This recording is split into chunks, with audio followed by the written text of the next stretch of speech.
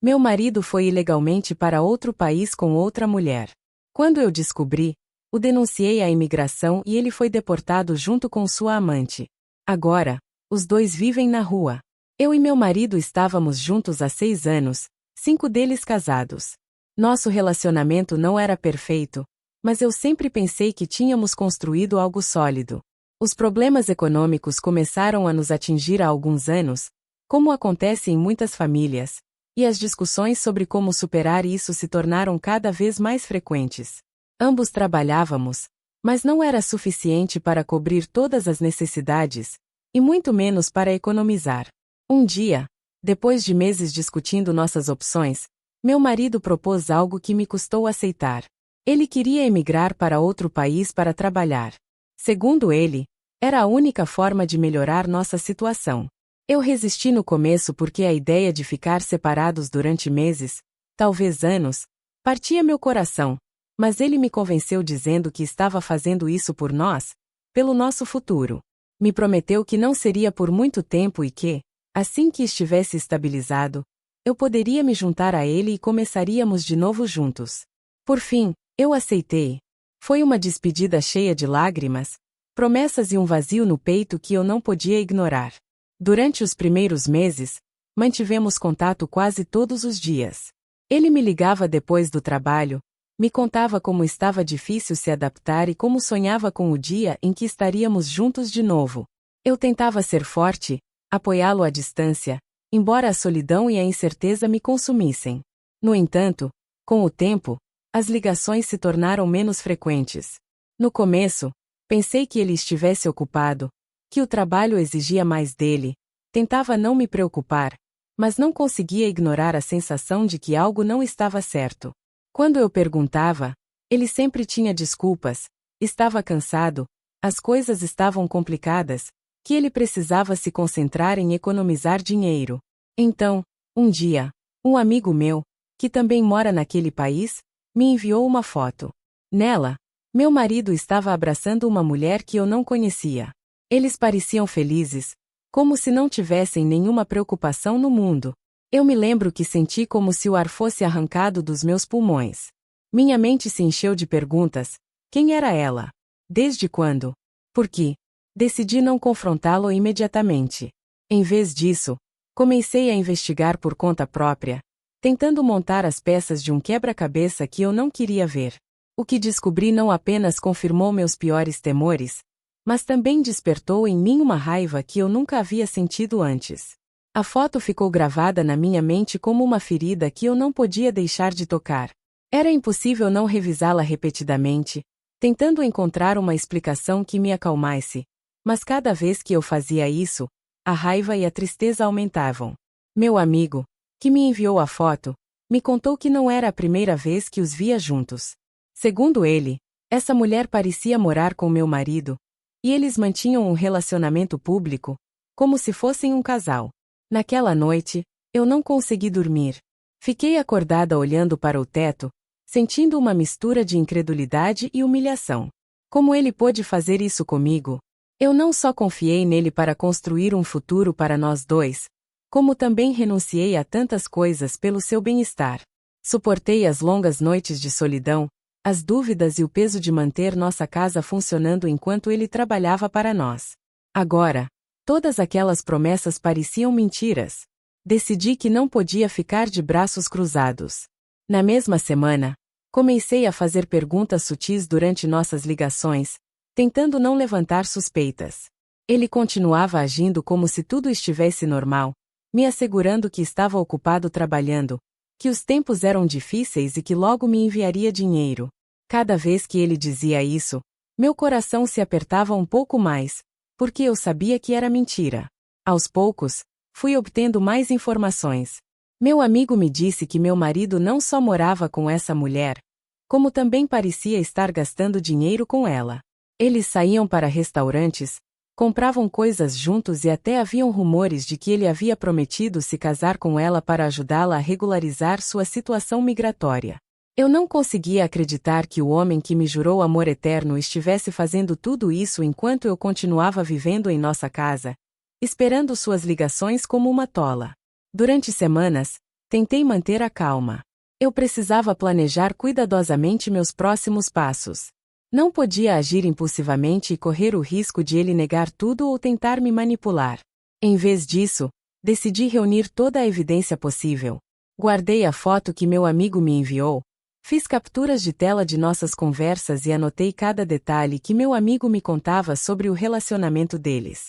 Foi um processo lento e doloroso. Cada nova peça de informação era como um golpe direto no peito. Houve momentos em que eu queria ligar para ele e gritar, confrontá-lo por sua traição, mas me forcei a me conter. Sabia que, se quisesse fazê-lo pagar pelo que fez, teria que ser inteligente. Minha chance chegou quando me lembrei de algo que ele nunca imaginou que eu usaria contra ele: o fato de que ele havia entrado ilegalmente no país. Quando decidiu ir, me contou que faria isso sem papéis, algo que na época me preocupou, mas acabei aceitando, pois confiava que tudo daria certo. Agora, essa informação era uma ferramenta que eu poderia usar para destruí-lo. Comecei a pesquisar como funcionavam as denúncias anônimas à imigração. Demorei dias para entender o processo, mas aos poucos fui criando um plano. Eu não conseguia acreditar que tinha chegado a esse ponto, mas toda vez que pensava em tudo o que ele me fez, em como mentiu e me traiu, minha determinação ficava mais forte. Eu não ia permitir que ele saísse impune. A primeira vez que realmente considerei a ideia de denunciá-lo, minhas mãos tremeram. Eu sentia uma mistura de poder e culpa, como se estivesse cruzando uma linha que nunca poderia desfazer. Mas, depois, ao relembrar tudo o que havia descoberto, toda aquela suposta dedicação ao nosso futuro que na verdade estava destinada a outra mulher, a culpa desapareceu. Só restou a raiva. Enquanto eu continuava reunindo informações, enfrentei outro dilema. O que fazer com a mulher que estava com ele? Não sabia se ela estava ciente da minha existência ou se também havia caído na rede de mentiras dele. A ideia de que ela pudesse ser uma vítima como eu me incomodava, mas ao mesmo tempo, não podia ignorar que eles moravam juntos e mantinham uma relação pública. Se ela sabia que ele era casado e mesmo assim o aceitou, então ela era igualmente culpada. Uma noite, depois de vários dias refletindo sobre tudo, entrei no site do Serviço de Imigração. Li todos os detalhes sobre como fazer uma denúncia anônima, garantindo que não deixaria pontas soltas. Meu objetivo estava claro. Eu não queria apenas que ele fosse deportado, queria que ambos enfrentassem as consequências do que haviam feito. Redigi cuidadosamente o formulário, incluindo o nome completo dele, uma descrição detalhada de como ele havia entrado no país, o lugar onde trabalhava e até o endereço onde morava com a amante, tudo graças às informações que meu amigo havia me dado. Enquanto escrevia, sentia uma mistura de nervosismo e uma estranha satisfação. Cada palavra escrita era um passo mais perto da vingança que tanto desejava. Quando terminei de preencher o formulário, duvidei por alguns segundos antes de enviá-lo. Perguntei-me se estava fazendo a coisa certa ou se estava indo longe demais, mas depois me lembrei de todas as noites que passei chorando, me perguntando o que havia feito de errado, enquanto ele estava abraçando outra mulher em um restaurante caro, com o dinheiro que supostamente seria para o nosso futuro. Sem pensar mais, pressionei o botão de enviar. A confirmação chegou quase imediatamente. Minha denúncia havia sido recebida e seria analisada. Não havia mais volta. Nos dias seguintes, tentei seguir com minha rotina como se nada tivesse acontecido, mas sempre que olhava o celular, esperava algum tipo de notificação. Sabia que esse processo poderia demorar, mas a impaciência estava me corroendo. Finalmente, numa tarde, recebi uma ligação do meu amigo. Ele me contou que a situação na casa onde moravam meu marido e sua amante havia mudado drasticamente. Agentes de imigração tinham chegado à casa deles, perguntando por ele. Meu amigo não sabia todos os detalhes, mas me confirmou que tanto meu marido quanto sua amante haviam sido levados pelas autoridades. Não pude acreditar que realmente havia funcionado. Senti uma satisfação tão intensa que não pude evitar sorrir pela primeira vez em semanas. Eles caíram exatamente na armadilha que planejei, e agora teriam que enfrentar as consequências. Mas isso era só o começo. Sabia que ainda havia muito mais a fazer antes de dar fim a essa história. A chamada de meu amigo foi breve, mas cheia de detalhes que absorvi com uma mistura de incredulidade e triunfo. Segundo o que ele soubera, meu marido e sua amante haviam sido detidos em sua própria casa. Os agentes chegaram de surpresa, o que não era raro nesse tipo de caso, e não lhes deram tempo de reagir. Eu imaginava a cena com uma clareza dolorosa. Meu marido, confuso e nervoso, tentando dar explicações, talvez até mentindo, mas sem nenhuma saída real. Após a detenção, eles foram levados a um centro de detenção migratória, algo que meu amigo confirmou no dia seguinte. Os detalhes eram assustadores. Estavam em um espaço superlotado, cheio de outras pessoas em situações semelhantes, esperando uma resolução que provavelmente não os favoreceria. Meu marido, o homem que um dia me prometeu um futuro brilhante, agora estava enfrentando as consequências de suas decisões, e eu não conseguia sentir mais do que uma estranha satisfação ao pensar nisso. No entanto, não deixei essa sensação me consumir totalmente. Ainda havia pontas soltas que eu precisava amarrar. Não queria que tudo se resumisse apenas à deportação dele. Queria que ele sentisse de maneira palpável as consequências de sua traição. Então, passei a coletar mais informações sobre o que estava acontecendo. Descobri fóruns e grupos onde pessoas compartilhavam experiências similares e aprendi como essa situação poderia afetar alguém na posição dele. Um dos dados que mais me chamou a atenção foi que, se conseguisse provar que meu marido havia usado meus recursos para se estabelecer no país, ou até mesmo para manter a amante, poderia iniciar um processo legal contra ele. Embora estivéssemos em países diferentes, isso poderia ser o início de uma batalha judicial que se estenderia além da deportação. Essa ideia me encantou. Não queria apenas fechar a porta para ele, queria que, toda vez que tentasse recomeçar, se deparasse com um muro construído pelas suas próprias decisões. Por outro lado, meu amigo, que continuava sendo meus olhos e ouvidos naquele lugar, me contou algo que me fez refletir. A amante também estava enfrentando sérios problemas. Segundo ele, ela não tinha nenhum tipo de status migratório, e meu marido havia ajudado ela a ficar no país com promessas falsas. Agora que ambos estavam no centro de detenção, ela parecia estar em uma situação ainda pior que a dele. Enquanto refletia sobre isso, uma parte de mim se questionou se eu deveria continuar com todos os planos. Havia algo cruel em saber que essas duas pessoas estavam enfrentando uma situação tão desesperadora, mas toda vez que a dúvida surgia, eu a silenciava com as lembranças das noites que passei chorando, das mentiras que ele me contou, da maneira como ele transformou minha vida em um caos, tudo para satisfazer seus próprios caprichos. Decidi seguir em frente com o próximo passo. Entrei em contato com um advogado especializado nesse tipo de caso, expliquei minha situação e mostrei todas as provas que tinha, desde os registros das nossas ações até a foto que desencadeou tudo, passando pelos movimentos bancários que mostravam que parte do meu dinheiro tinha sido transferido para ele enquanto estava no exterior. O advogado, depois de revisar tudo, me assegurou que eu tinha um caso sólido. Embora o processo fosse longo, senti uma nova onda de energia ao ouvir suas palavras. Não só estava destruindo a vida que meu marido construiu com mentiras, mas também estava recuperando o controle sobre a minha. Cada decisão me aproximava do final que eu queria, onde ele pagaria até o último centavo pela sua traição. Os dias seguintes foram um turbilhão de emoções.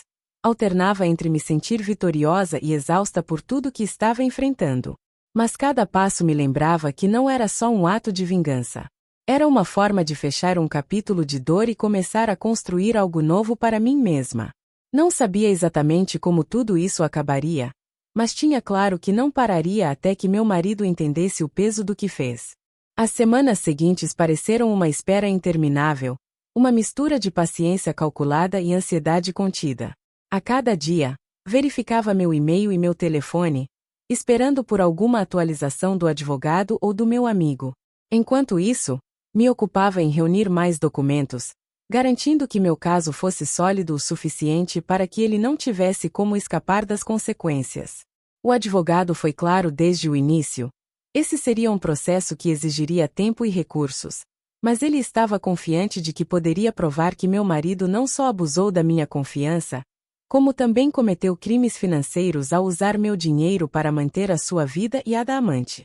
Houve algo profundamente catártico em ouvir essas palavras.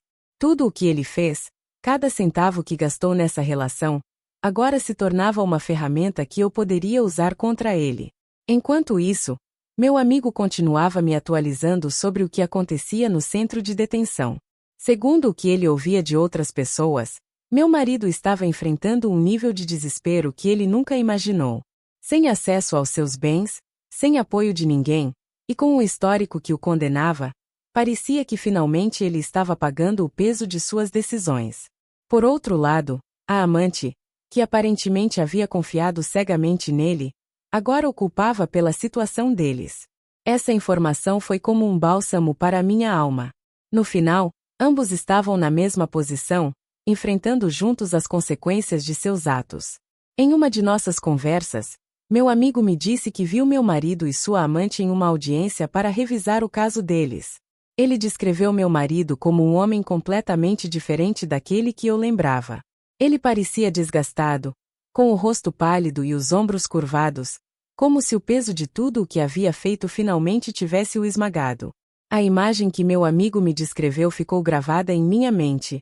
O homem que antes parecia tão seguro de si, agora um homem que mal conseguia se manter em pé. Decidi que não queria que isso acabasse apenas com a deportação dele. Essa seria uma consequência imediata, sim, mas eu queria que ele sentisse o impacto de suas decisões a longo prazo. Por isso, quando meu advogado sugeriu que eu iniciasse um processo para congelar qualquer bem que ele pudesse ter em nosso país, eu não hesitei nem um segundo.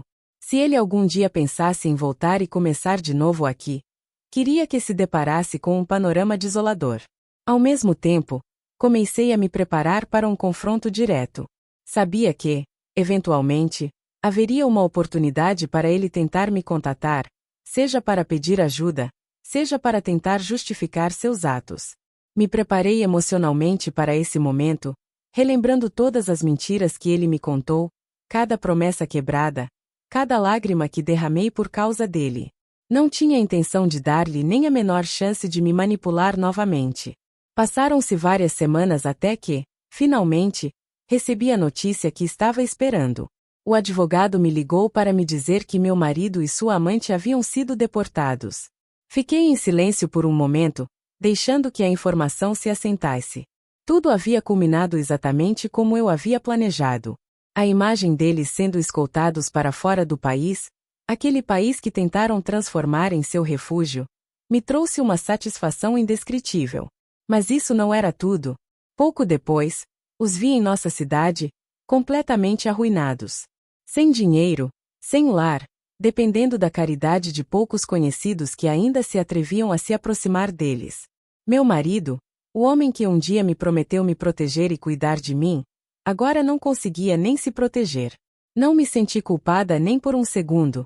Pelo contrário, senti que, pela primeira vez em muito tempo, o equilíbrio na minha vida havia sido restaurado. Eu havia recuperado o controle, e ele estava pagando o preço completo pela sua traição. Mas ainda havia um passo mais. Um passo que garantiria que ele nunca mais pudesse recomeçar. Eu estava pronta para dar esse passo. A última etapa do meu plano foi a mais minuciosa e a mais satisfatória. Não bastava que eles estivessem deportados, sem lar e arruinados. Eu queria ter certeza de que o impacto de suas decisões o seguiria por toda a vida.